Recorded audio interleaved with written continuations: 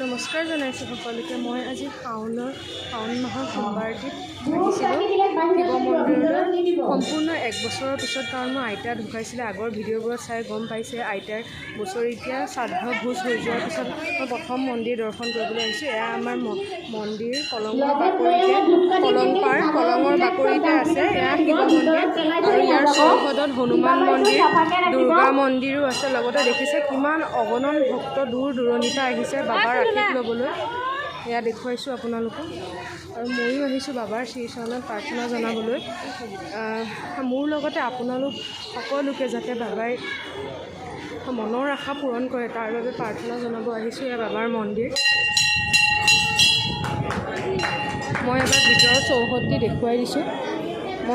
ইতিমধ্যে আপোনালোকে দেখিছে ফুট লৈ আছোঁ। মই ইতিমধ্যে গাখীৰ ঢালিলোঁ, চাকি ধূপ জ্বলালোঁ।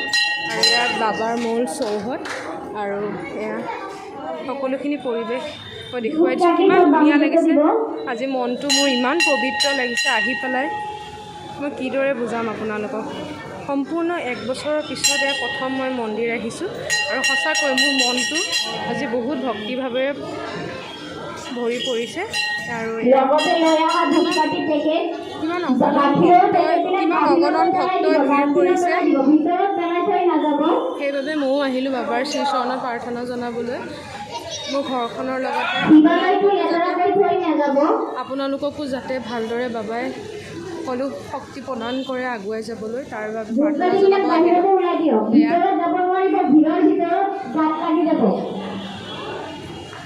শাওণৰে সোমবাৰৰ মাদকতাই বহুত শুৱনি নহয় জানো? গতিকে সেই বাবাৰ আশীষ ল'বলৈ কিমান অগণন ভক্ত দূৰ দূৰণিৰ পৰা আহিছে। আৰু সেইবাবে ময়ো আহিলোঁ। আৰু এয়া আপোনালোকক এবাৰ দেখুৱাই দিলোঁ।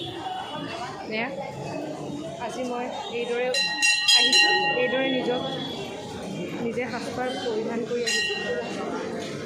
আৰু আপোনালোকে শাওণৰ সোমবাৰটোত কোন কোন মন্দিৰ দৰ্শন কৰিছে, ক'ত ক'ত চাবলৈ গৈছে জনাবচোন কমেণ্টত।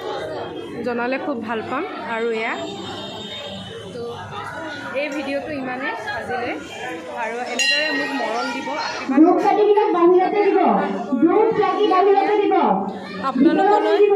ধুনীয়া ধুনীয়া কণ্টেণ্টবোৰ লৈ আহিব পাৰোঁ। আৰু আজি ভিডিঅ'টো ইমানেই। ধন্যবাদ জনালোঁ। আৰু আশা কৰিছোঁ যাতে আপোনালোকে আপোনালোকৰ বন্ধুবৰ্গ, পৰিয়ালবৰ্গ সকলোৰে লগত যিমান পাৰে ইমান শ্বেয়াৰ কৰে, মোক মৰম দিয়ে আৰু আশীৰ্বাদ দিয়ে, যাতে মই এনেদৰে ধুনীয়া ধুনীয়া কণ্টেণ্ট লৈ আহিব পাৰোঁ আপোনালোকৰ মাজলৈ।